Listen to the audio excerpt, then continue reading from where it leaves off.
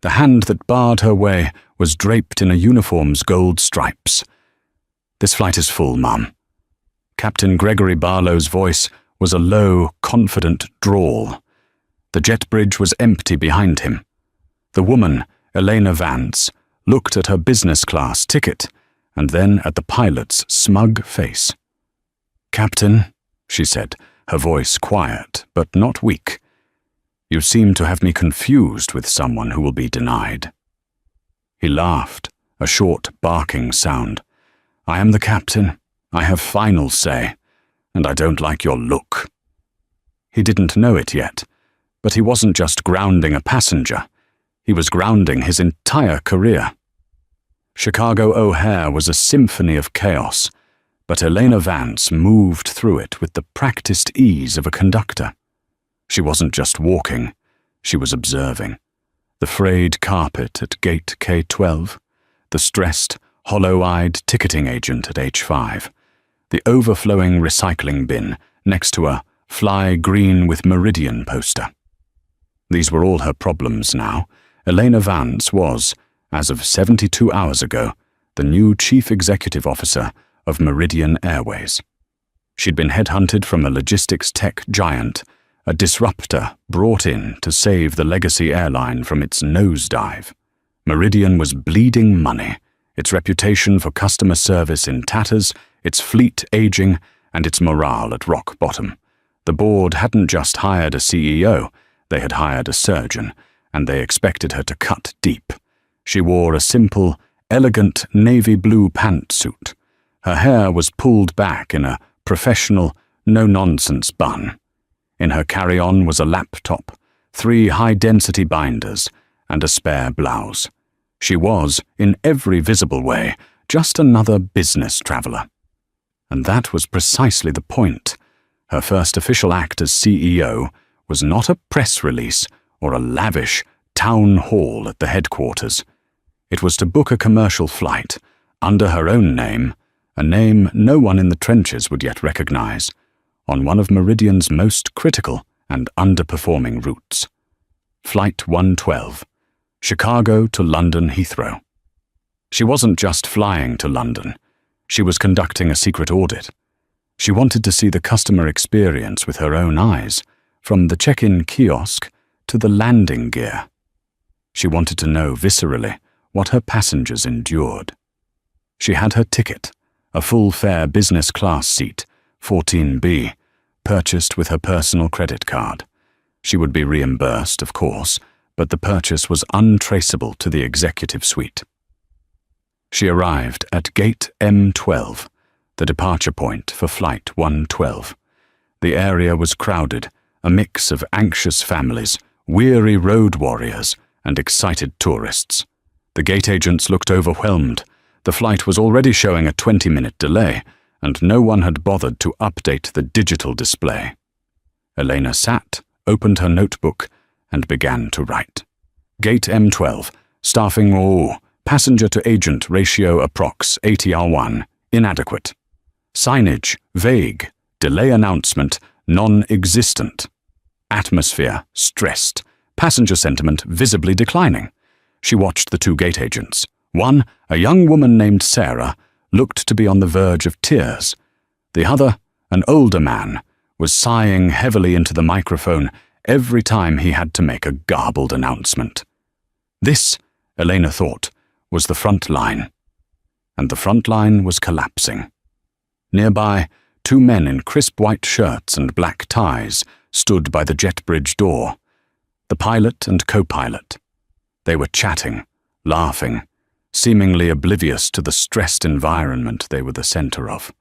The pilot, tall and broad-shouldered with silvering hair and a distinct air of self-importance, was the one doing most of the talking. He gestured with wide, sweeping motions, his captain's jacket with 4 gold stripes draped over a nearby chair.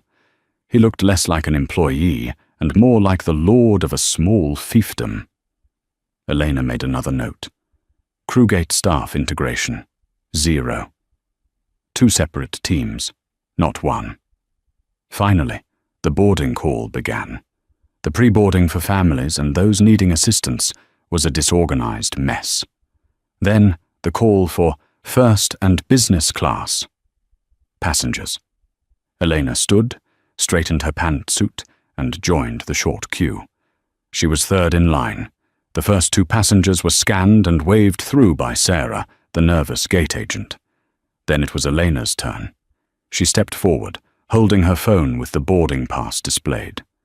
"Good evening," she said, offering a small, polite smile. Sarah nodded, not making eye contact, and reached for the scanner. "Hold on." The voice was deep, cutting, and full of unearned authority. Elena turned. The pilot, the one with the silver hair, had stepped directly into her path, placing a hand on the scanner. His name tag read G. Barlow. "Excuse me?" Elena said. Captain Gregory Barlow looked her up and down. It wasn't a professional glance. It was a slow, dismissive appraisal. He took in her dark skin, her simple suit, her hair. His eyes lingered, and his lip curled into something just short of a sneer. "We're going to need to ask you to step aside, ma'am," he said. "Is there a problem with my ticket?" Elena asked. Her voice remained perfectly level. "There's a problem with me believing it's your ticket," Barlow said, his voice loud enough for the first few people in the economy line to hear. "We've had a lot of fraud in these premium cabins lately." Elena felt the temperature in the room change. The eyes of the other passengers were on her. She was no longer a person. She was a spectacle. "Captain," she said, her voice dropping into a precise, cold tone. "My name is Elena Vance. My boarding pass and my identification match. I suggest you scan my ticket and let me board." "I don't suggest well," Barlow retorted. He turned to Sarah, the gate agent. "Call security. This woman is being disruptive." She just got here, Captain," Sarah stammered, her face pale. "Are you disobeying a direct order from the captain of this aircraft, miss?" Barlow snapped. Elena watched the young woman crumble. Sarah fumbled for her radio. "That won't be necessary," Elena said, her voice cutting through the tension. She looked past Barlow, past the gate, and into the cockpit of the multi-million-dollar aircraft she was now responsible for. "Captain Barlow," she said, her voice quiet but projecting across the gate, "you are making a monumental mistake, and you are doing it in front of a lot of witnesses." Barlow actually laughed. It was a short, sharp, ugly sound. "Is that a threat? I'm the captain. My word is law here, and I say you're not getting on this plane." He folded his arms, a human wall barring her from the jet bridge. He had all the power, and he was reveling in it. He was the king, and he had just decided to make an example of someone. He just picked the wrong person. The air in the gate area had become thick and toxic. The boarding line had stopped. Every passenger was now an audience member in this sudden, ugly theatre. Phones were starting to emerge, held low, but angled toward the confrontation. Elena saw a red recording light in her periphery. "Good." "Captain Barlow," Elena repeated, her voice a stark contrast to his booming arrogance. It was a surgical instrument. "Let me be very clear. My name is Elena Vance. I am a paying passenger in business class, seat 410 B. You are currently denying me boarding. I need you to state, for the record, your official reason." Barlow was incensed. This woman wasn't cowering. She wasn't crying. She was auditing him. "My reason," he said, stepping closer, using his height to try and intimidate her, "is that I am the pilot in command, and federal aviation regulations give me final authority over this aircraft and its safety. And right now, you are a safety concern." "A safety concern," Elena echoed. The absurdity of it was almost comical. "How so?" "You're agitated. You're being disruptive." "I'm standing still," Elena countered, holding her hands open at her sides. I have not raised my voice. You are the one blocking for the gate. You are the one causing this scene. And you are the one delaying this flight." A man in the economy line, emboldened, shouted, "Yeah, let her on! We want to get home!" Barlow shot a venomous glare into the crowd. "We will board when I have secured the aircraft from potential threats." He turned back to Eleanor, his face now a mask of petty rage. "I'm going to ask you one last time to step out of this line and wait for airport security. And I am telling you, Captain, that I will not. I am a valid passenger, and you are acting on... what exactly? A feeling? You don't like my look?" Barlow's eyes narrowed. He had gone too far to back down. His pride was on the line. He leaned in, lowering his voice to a conspiratorial, venomous whisper. "I know your type," he hissed, so only she and the gate agent could hear. "You think you can just waltz in, flash a fake credit card, and get a seat you didn't earn. This isn't a community outreach program, sweetheart. This is a multi-million-dollar machine, and I don't let your kind of riffraff into my cockpit." My kind. Sweetheart. The words hung in the air, a cloud of poison. Elena didn't flinch. She didn't react. She just held his gaze. Inside, a cold, hard anger was solidifying into a diamond. This wasn't just an arrogant employee. This was a rot. This was the exact cancer she had been warned about, the old guard culture that was making Meridian toxic. "Sarah," Barlow barked at the gate agent, "done with the pretense. Call security. Now. Tell them a passenger is refusing to comply with a crew member's instructions. That's the code." Sarah, pale and trembling, picked up the radio. Her hand was shaking so badly she could barely press the button. "Gate M12 to Central. I need security. We have a passenger, a 1016. Elena looked at Sarah. The young woman wouldn't meet her eyes. She was a kid, terrified, caught between a rock and a hard place.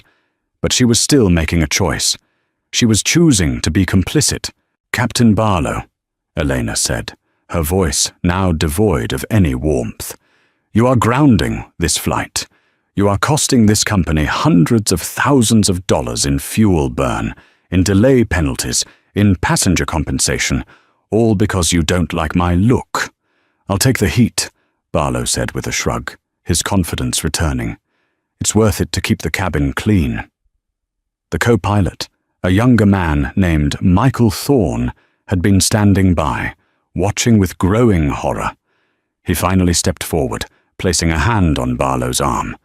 "Greg," he said, his voice low, "just look at her ticket. It's valid. Let's just go. We're already late." Barlow ripped his arm away. "You stay out of this, Thorne. You're a co-pilot. You fly when I tell you to fly. You don't question my command." He jabbed a finger at Thorne's chest. "This is my leg, my ship. Or have you forgotten who has the seniority here?" Thorne recoiled, his face flushing with anger and embarrassment. He had tried and been publicly humiliated for it. He stepped back, defeated. Elena noted the interaction. Thorne attempted to de-escalate, overridden. Barlow, hostile to his own crew. 2 airport police officers were now walking briskly down the concourse toward the gate. The sight of their uniforms caused the crowd to murmur and shrink back. "See?" Barlow said, a triumphant smirk on his face. "This is what happens when you don't listen. Now you've done it." The officers, a man and a woman, arrived, their faces professional and wary. "What's the trouble here?" the male officer asked, his hand resting on his belt. "Officer," Barlow said, puffing out his chest, adopting the air of a man reluctantly doing his duty. "I'm Captain Barlow, pilot in command of Flight 112. This woman," he gestured to Eleanor, "is refusing to comply with crew instructions. She's been disruptive. I believe her ticket is fraudulent, and I do not feel safe with her on my aircraft." I need her removed from the gate area." The officers turned to Eleanor. She looked nothing like the disruptive person he described. She looked like a statue. "Ma'am," the female officer said, her voice firm but not unkind, "I'm going to need you to step over here so we can talk." "I'm happy to cooperate, officer," Elena said, and her voice carried. "My name is Elena Vance. Here is my driver's license. Here is my boarding pass. They match. Here is the credit card I used to purchase the ticket. It also matches. I have been standing in line, waiting to board, when this captain," she pointed at Barlow, "refused me entry. He has stated that he doesn't like my look and that I am not his kind. He is the one who is being disruptive. He is the one holding up this entire international flight." The officers looked at each other. This was not a simple drunk or disorderly. This was a "he said, she said." And one of the he's was a four-stripe airline captain. The male officer took her ID and her phone. He looked at the boarding pass, looked at the ID. Elena Vance. Okay. He handed them to his partner, who went to the podium to run the names. "Captain," the officer said, turning to Barlow. "Her papers seem to be in order. What specifically is the safety threat?" Barlow was cornered. He had to give them a real reason, not just his bigotry. "She's erratic," he lied, searching for a plausible narrative. "She was muttering. Her eyes are intense. I suspect she may be on narcotics. I'm telling you, my gut, my 25 years of flying, tells me she's a threat, and I will not risk the 200 other souls on this plane for my gut to be proven wrong." It was a brilliant, evil move. He was painting her as unstable, using the coded language of erratic and narcotics to poison the well. He was daring the police to overrule a senior captain's gut feeling about safety. The female officer came back. "The ID is valid, no warrants. Ticket is paid for and confirmed. She's clean, Captain." "I don't care," Barlow shouted, his facade of calm finally cracking. "This is my aircraft. She is not getting on." The standoff was complete. The police couldn't arrest Elena, as she'd broken no laws, but they couldn't force the pilot to let her on either. The airline, Meridian Airways, had given its captains ultimate authority. The plane was now grounded, indefinitely, all because of one man's hatred. Elena looked at the impasse, at the officers, at the defeated co-pilot, at the terrified gate agent, and at the apoplectic captain. She had given him every chance to back down.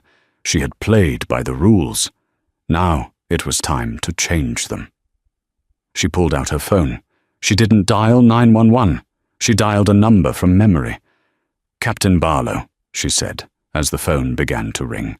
"You've made your decision. Now I'm going to make mine." Barlow scoffed. "Who are you calling? Your lawyer? Go ahead. I'll have you arrested for trespassing." The phone picked up on the second ring. "Arthur," Elena said, her voice like steel. "This is Eleanor Vance. I'm at gate M12 at O'Hare. I was scheduled to be on flight 112 to Heathrow." She paused, and the entire gate area went silent, straining to hear her side of the conversation. "Yes, was. I've been denied boarding. No, not weather. The pilot. A captain. Gregory Barlow. Yes, Barlow. He has informed me I am a safety risk and not the right kind to be in business class. He has called security and grounded the flight." A muffled sputtering sound came from the other end of the line. "Arthur," Elena continued, "you are the head of North American operations. I am giving you exactly 3 minutes to get down here and unground this flight. And Arthur, bring the head of airport security and bring a new captain." She hung up. Barlow's face had gone from red to a sickly, mottled white. The name Arthur. Arthur Donaldson was the head of ops, a corporate legend, a shark, and then the name she'd said, Elena Vance. Sarah, the gate agent, who had been frantically typing on her computer, trying to find a solution, suddenly froze. She'd been looking up the flight manifest. Now, she clicked on her internal company email, an email that had gone out 3 days ago. Meridian Airways proudly welcomes our new CEO, Elena Vance. The email had a photo, a professionally shot, smiling photo of the woman standing right in front of her. Sarah's breath caught in her throat. She looked at the photo. She looked at Elena. She looked at Captain Barlow, who was still processing the phone call. "Oh," Sarah whimpered, a tiny, terrified sound. "Oh no. Captain." Barlow looked at her. "What?" Sarah turned her monitor around. The picture of Eleanor smiled out at them, with the words Chief Executive Officer in bold letters beneath it. The world seemed to tilt. The blood drained from Gregory Barlow's face, leaving him looking like a ghost in a uniform. Elena Vance didn't smile. She simply crossed her arms. "Your 3 minutes," she said, "are ticking." The silence that fell over gate M12 was heavier than any noise. It was the sound of a career ending. Captain Gregory Barlow stood frozen, his eyes locked on the computer screen. He looked from the smiling corporate photo of Elena Vance to the cold, unimpressed face of the woman standing 3 feet from him. It was impossible. It couldn't be. This woman was the new CEO, the tech wizard from Silicon Valley, the faceless executive the entire pilots' union had been grumbling about. That's a trick," he stammered.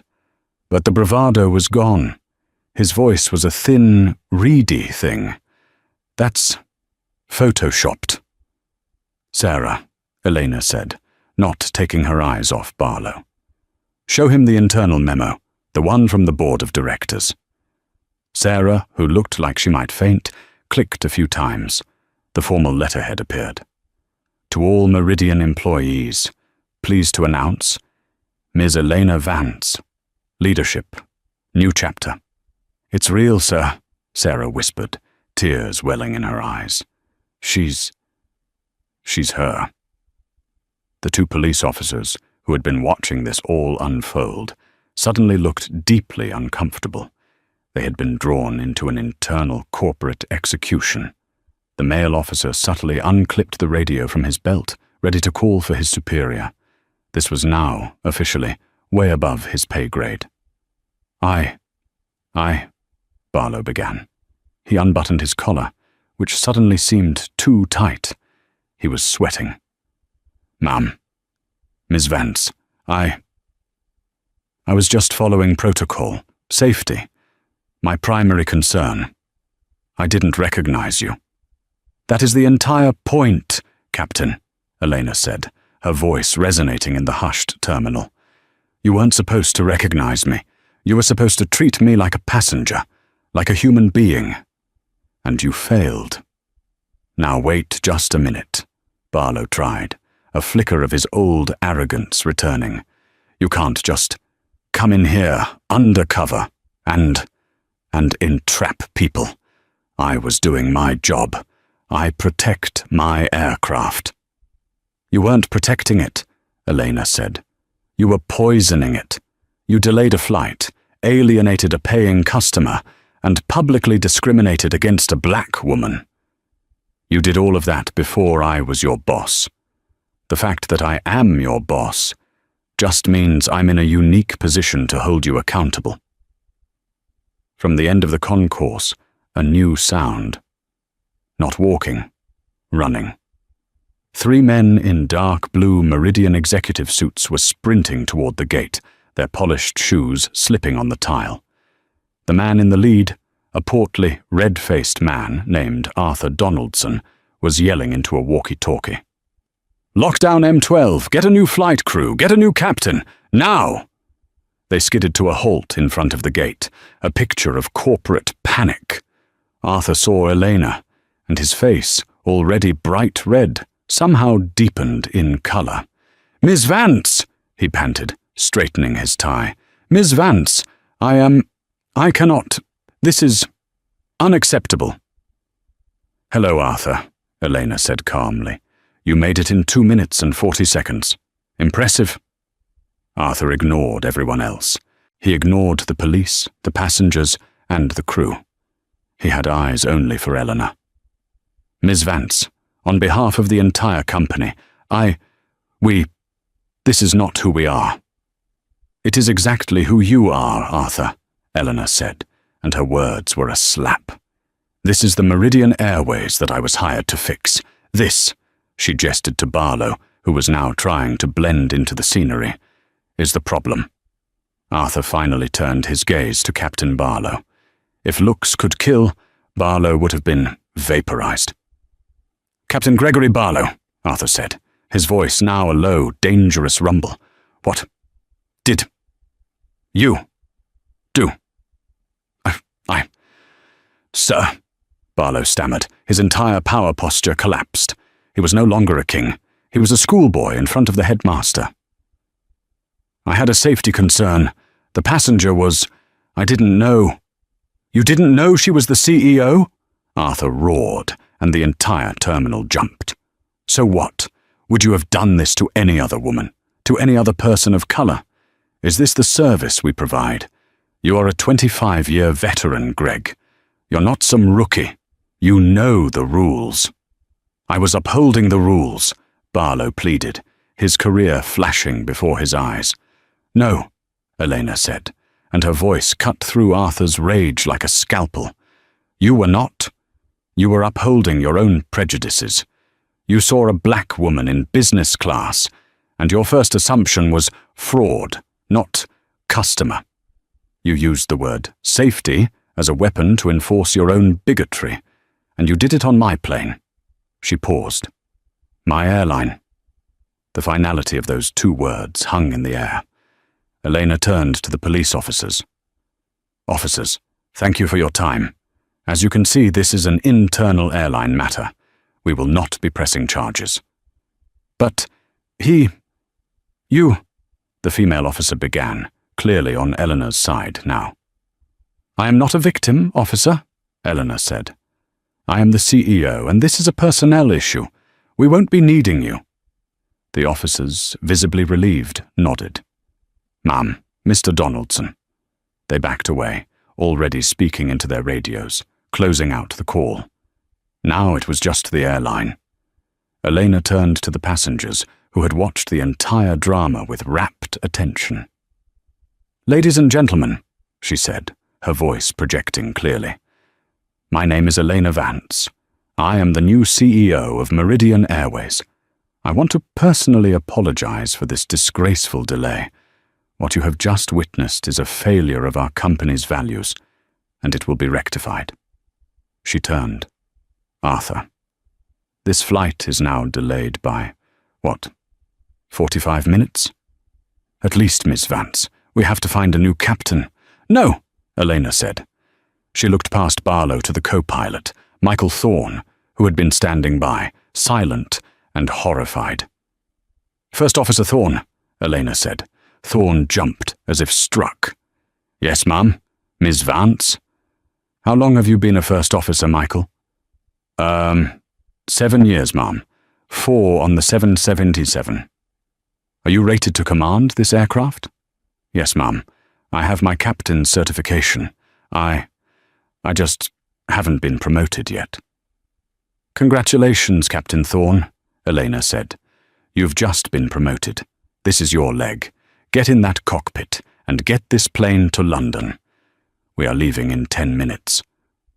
The entire gate area seemed to suck in a collective breath.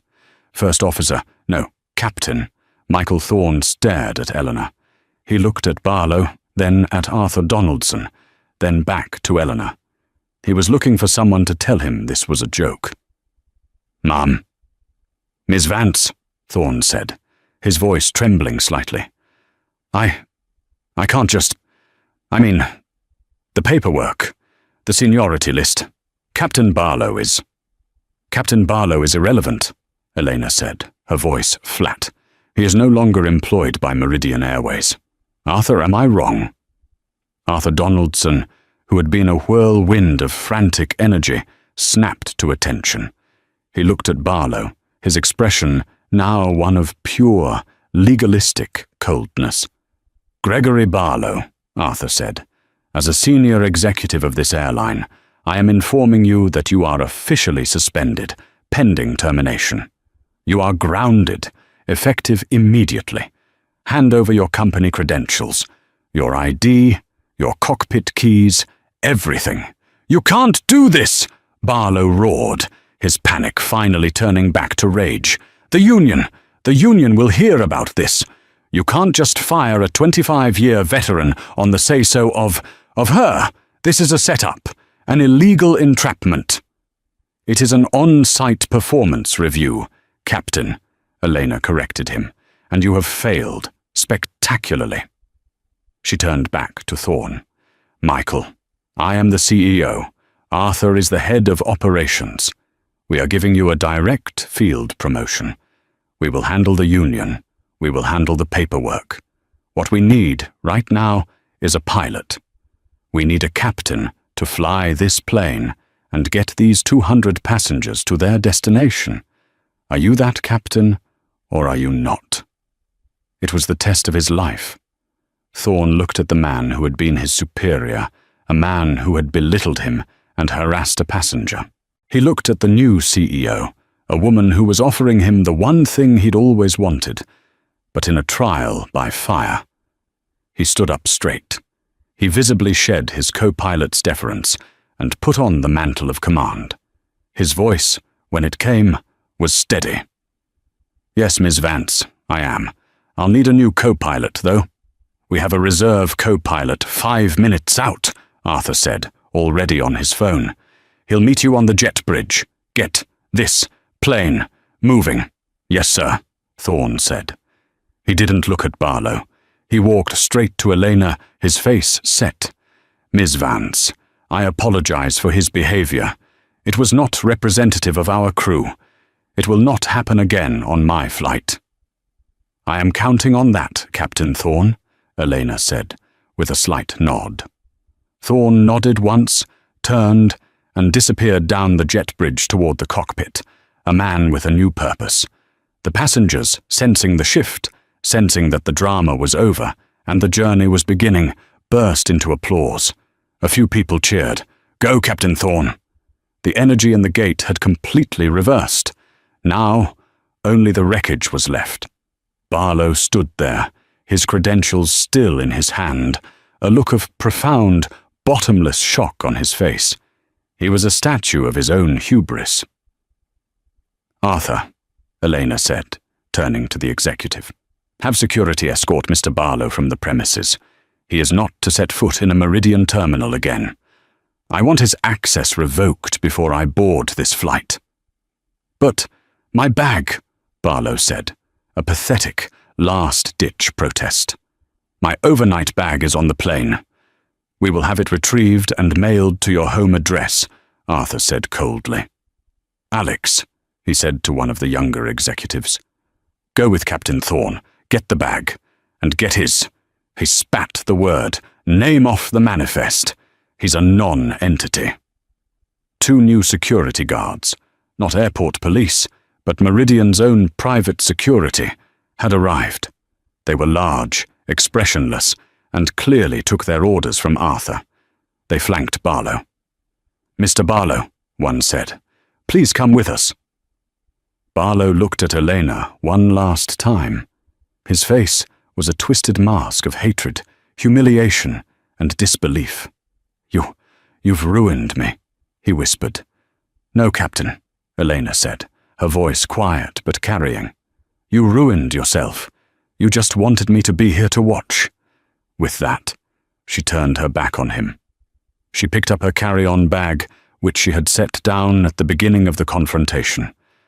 She looked at Sarah, the gate agent, who was still standing at the podium, crying silently.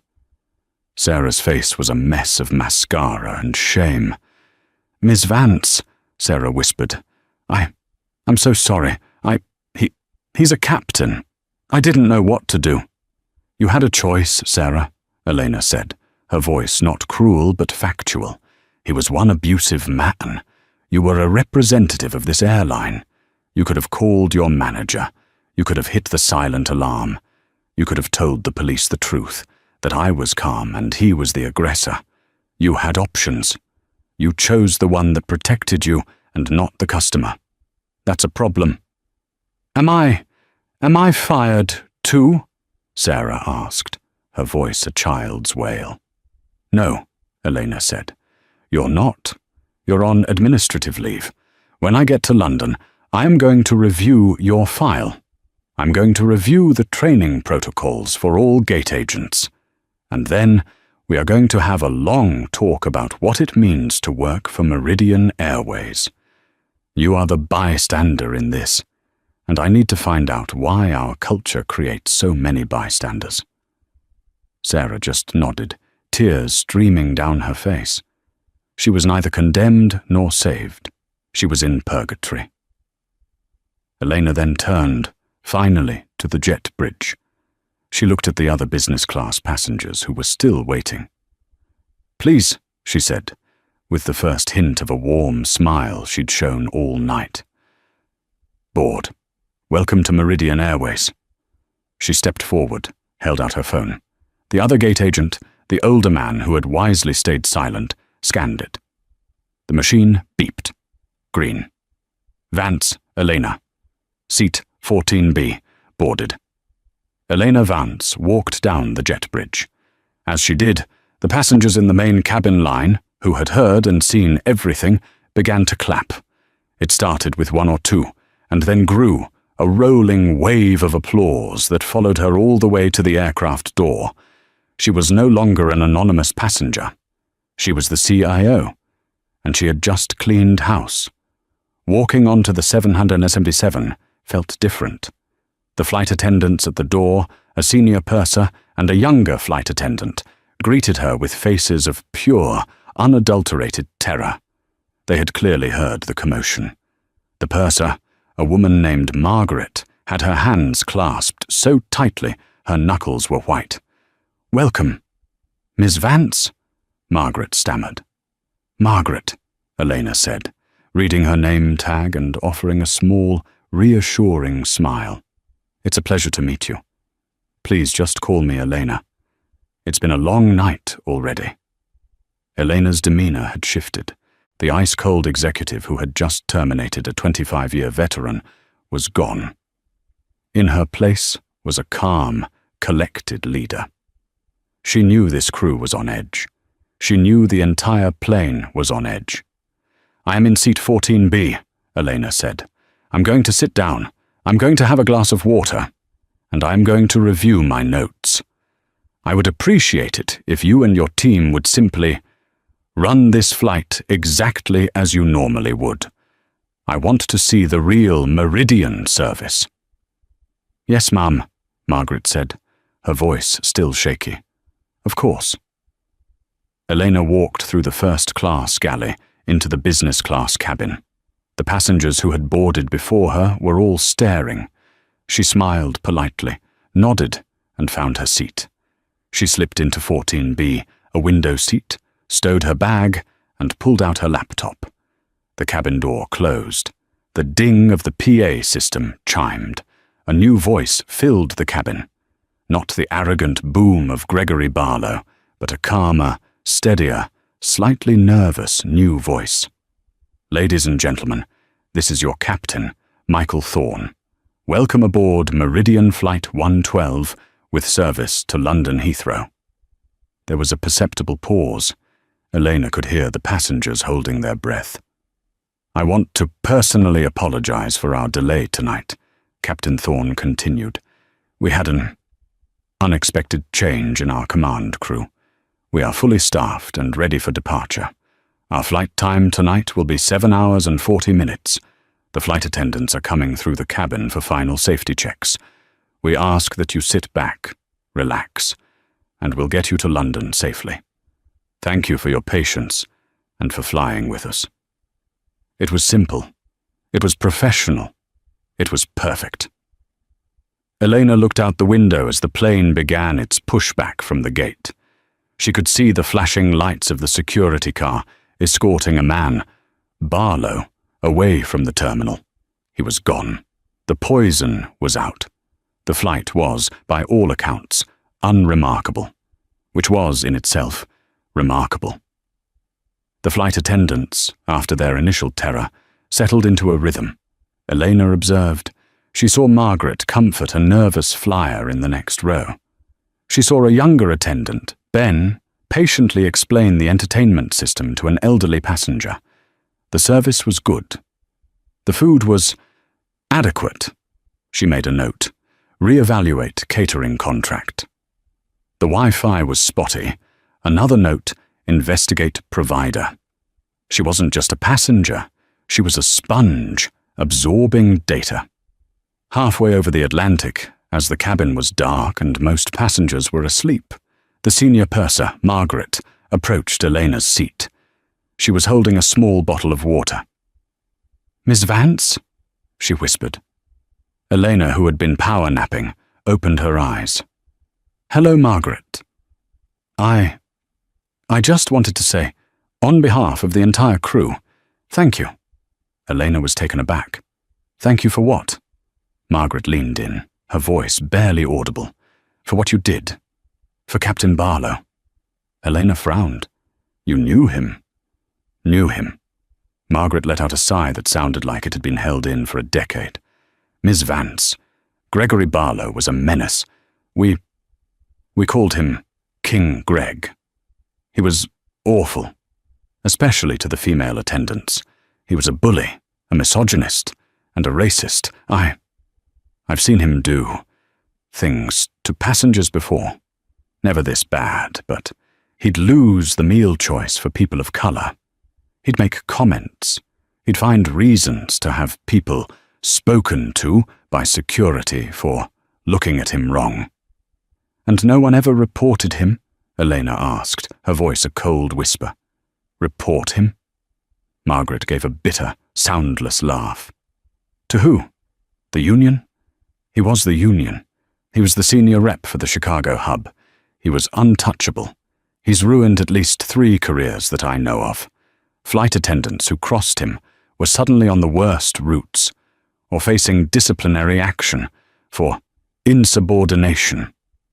He was a cancer, and we all just had to fly with it." Elena felt a new, colder anger. This was worse than a single incident. This was a systemic failure. This was a rot that had been allowed to fester, protected by the very systems that were supposed to prevent it. "Why are you telling me this now, Margaret?" "Because," Margaret said, "you're the first person in power who has ever done anything about it. You're the first one he couldn't bully. He picked a fight with the one person who could actually end him, and you did it. In front of everyone. You gave Captain Thorne his command. You gave us hope. That maybe things can actually change." Elena was silent for a long moment. The weight of her new role settled on her. She wasn't just running a company, she was fighting a culture. "Margaret," Elena said, "I am going to land in London, and I am going to go straight to our operations center. I am going to pull every complaint file ever filed against Gregory Barlow, and then I am going to pull the files of every person who read those complaints and did nothing." "Thank you, Miss Vance," Margaret said, and this time Elena could see the glint of tears in her eyes. "Thank you." "Now get some rest," Elena said. "We've got a lot of work to do." As the first light of dawn broke over the Irish Sea, painting the cabin in a soft orange glow, Elena Vance closed her laptop. Her initial plan, a quiet audit, was in ruins. But a new plan had formed. It wasn't about saving money on catering. It was about saving the soul of the airline. The plane landed smoothly at Heathrow, a textbook landing by the new Captain Thorne. As the plane taxied, Thorne came on the PA one last time. "Ladies and gentlemen, welcome to London Heathrow. On behalf of your entire crew, it was a true privilege to fly you here tonight. Thank you." When he said, "your entire crew," Elena knew he meant it. She was the last one to deplane. She stood at the cockpit door as Captain Thorne was finishing his shutdown procedures. "Captain Thorne," she said. He stood up, wiping his hands on a cloth. "Miss Vance, welcome to London. You did a fine job, Michael. A truly fine job." "Thank you, Ma'am. I just did what I was trained to do." "You did more than that. You stepped up. Meridian needs leaders like you. I'm making your field promotion permanent. HR will have the paperwork by the time you're back in Chicago. Your pay will be retroactive to tonight." Thorne was speechless. I don't know what to say." "Don't say anything," Elena said. "Just be the kind of captain that Gregory Barlow never was. Be the kind of captain who protects his passengers, all of them, and who respects his crew. Can you do that?" "Yes, Ma'am," Thorne said, his voice thick with emotion. "I can." "Good. Now go get some rest," Elena said. "I have a feeling you're going to be a very busy man." As Eleanor Vance walked into the terminal, her phone was already buzzing. A passenger from the flight, the one with the red recording light, had uploaded their video. The clip of Barlow saying, "I am the captain, and I say you're not getting on this plane," followed by Elena's calm takedown, was already going viral. The story wasn't over. It was just beginning. By the time Elena had cleared customs, her phone was not just buzzing. It was in a state of thermonuclear meltdown. The video, shot by a passenger named Kenji Tanaka, was everywhere. It was on Twitter, now X, TikTok, and was the lead story on every major news aggregator. The title was explosive. "Airline captain refuses to let black woman board. Twist, she's the new CEO." The clip was devastating. It clearly captured Barlow's "I don't like your look" and "not your kind" comments. It showed his smug, dismissive attitude and his use of the safety excuse. Then it showed the glorious, dramatic arrival of Arthur Donaldson and the public execution of Barlow's career. It was a perfectly crafted, 3-minute story of hubris and karma. Meridian's stock, which had been in a slow, steady decline, had just hit an air pocket. In pre-market trading, it was down 8%. The board of directors was panicking. Elena's inbox was a sea of red-flagged emails. From Arthur Donaldson. From legal. From chairman of the board. Elena ignored them all. She found a quiet executive lounge, ordered a strong black coffee, and called her head of communications, a woman she'd hired from her old tech firm, a crisis PR genius named Jessica. "Jess," Elena said, "are you seeing this?" "Seeing it." Jessica's voice was electric. "Elena, I'm living it. The world is on fire. The narrative is, well, it's not good. Meridian Airways, racist from the top down. Wait, that was before the CEO part. Now it's new CEO cleanse house on day 1. It's spinning fast. What do? We get ahead of it," Elena said. "We don't hide. We don't release a mealy-mouthed statement about investigating the incident. We own it." "What do you mean, own it?" "I mean, I'm writing a public statement right now. Not from Meridian Airways. From me, Elena Vance, CEO. And it's not an apology. It's a promise." "Elena, the lawyers are going to have a stroke. Admitting fault." "I'm not admitting fault. I'm claiming responsibility," Elena corrected. "This happened. It's on video. Denying it is pointless. Instead, we use it. This isn't a scandal, Jess. This is our new marketing campaign." You're insane," Jessica said, but there was a note of admiration in her voice. "Okay, I'm listening." "The statement is this," Elena said. pacing the lounge. "My name is Elena Vance. What you saw on that video was real. It was a failure of our culture, and it is the exact reason I was hired. I was on that flight to see our problems firsthand. I just didn't expect the problem to confront me at the gate. My promise to our passengers is this. I will not lead an airline where any passenger or any employee is judged by the color of their skin. The old guard is out. The new Meridian is boarding. We have a lot of work to do, but we are starting today. The captain in that video has been terminated. The co-pilot who stepped up has been promoted. That is the new Meridian." There was a long silence on the other end. "Jess?" "I'm crying," Jessica said. That's the boldest PR move I've ever heard. It's brilliant. It recenters you as the hero. It validates the public's anger, and it gives a path forward. Okay. Let me draft it. I'll send it to legal, but I'll tell them it's a courtesy review only. You're the CEO. You can post what you want. Good. Post it in 2 hours. Now, I have to deal with the fallout here." Elena hung up and finally called the chairman of the board, a man named Richard Carlyle. "Elena," he boomed, his voice tight with anxiety. "What is this mess? Our stock is tanking. The union is already calling for a general strike over unlawful termination. You've been CEO for 3 days and you've started a war." "Richard," Eleanor said, her voice calm. "Good morning. I've just saved this airline. Did you watch the video?" "Of course I watched the video. It's a disgrace." "Yes, it is. And it's a disgrace that has been happening, undocumented, for years. Gregory Barlow was the union rep for Chicago.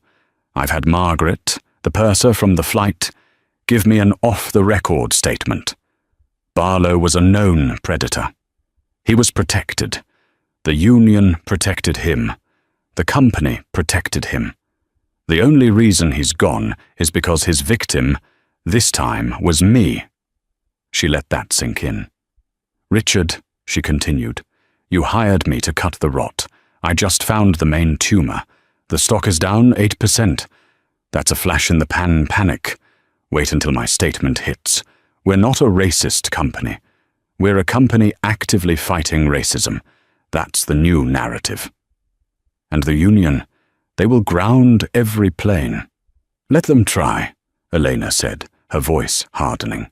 "Let them strike to protect a man who, on camera, racially harassed a passenger.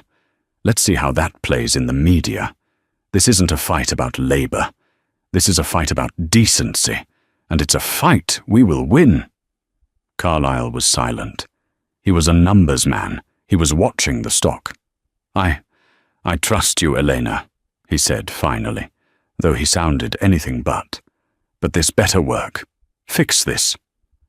"It's already fixed, Richard," Elena said. "The plane landed safely." She hung up. Her next call was to Arthur Donaldson. "Arthur, I need a status report." "Ms. Vance," Arthur said, his voice all business. "Barlow is off the premises. His termination papers are being drafted by legal, citing gross misconduct, passenger endangerment, and violation of corporate ethics. We're building a fortress. The union is screaming, but we've got the video. It's an ironclad case. The rest of the crew from Flight 112 is being debriefed. Captain Thorne is already a hero on the company's internal forums. Sarah Jenkins, the gate agent, she's in your hands." "Good," Elena said. "On Sarah, I want her in intensive retraining, de-escalation, intervention, and corporate values. I want her to work with the DEI team and write a new training module for gate agents on how to handle crew-passenger conflicts. She's not a villain. She's a symptom of a culture of fear. Let's cure her." "Yes, Ma'am. Consider it done." "And Arthur," Elena said, "pull the file on every single flight attendant, pilot, and agent who filed a complaint against Gregory Barlow in the last 10 years. That's a lot of files, Ms. Vance." I know. And I want to know which managers received those complaints and marked them unfounded. Those managers are next." Elena hung up. She took a sip of her coffee. It was cold. She looked out the window at the busy tarmac of Heathrow. Every single plane, every single employee was her responsibility. It was a daunting, terrifying, and utterly thrilling thought. The cleanup had just begun. The fallout was immediate, but not in the way the board had feared. Elena Vance's public statement, a masterstroke of crisis communication, hit the internet like a thunderclap. She didn't apologize. She took ownership. She framed the incident not as a scandal, but as a public execution of the toxic culture she was hired to fix. The narrative flipped overnight. Meridian's stock, after a brief panic, soared 12% as investors saw a strong, decisive leader. Bookings spiked, driven by a new, diverse generation of travelers who wanted to fly Elena's airline. For Gregory Barlow, the karma was just beginning. He was, of course, terminated. The pilots' union, as predicted, immediately filed a grievance, screaming unlawful termination and entrapment. They were ready for a war. What they weren't ready for was Eleanor's counter-offensive. Her legal team didn't just present the viral video, they presented a 400-page binder. It was a secret history of Barlow's reign of terror. 17 formal harassment complaints from flight attendants, logs of passenger disturbances on his flights, and 2 hush money settlements the previous administration had buried. Faced with a mountain of evidence that their senior rep was a serial predator, the union quietly and quickly dropped the grievance. Gregory Barlow was on his own. But Eleanor wasn't done. A simple firing wasn't enough. Barlow was a pilot. His authority came from his license. She filed a formal complaint with the Federal Aviation Administration. She didn't file it based on his racism, but on safety. She argued that Barlow's volatile temperament and inability to assess a situation without personal prejudice made him a direct threat to any passenger or crew. She used his own fake safety concern as a weapon against him. The FAA investigation was swift. They reviewed the video, the affidavits, and the binder. 3 months later, the ruling came down. Gregory Barlow's airline transport pilot license was permanently revoked. He was finished. He couldn't fly for Meridian. He couldn't fly for anyone. The very identity he had built his life around, the 4 gold stripes, the king of the cockpit, was stripped from him. The final report landed on Eleanor's desk 6 months later. The 12 managers who had protected Barlow, the ones who dismissed the complaints, had all been terminated. The purser, Margaret, was promoted to head of in-flight services. The new culture was firmly in place. And as for Barlow, the 55-year-old was unemployable in the only industry he knew. The last line of the HR report was a small note from an allied regional carrier. Gregory Barlow had just been hired as a ramp agent.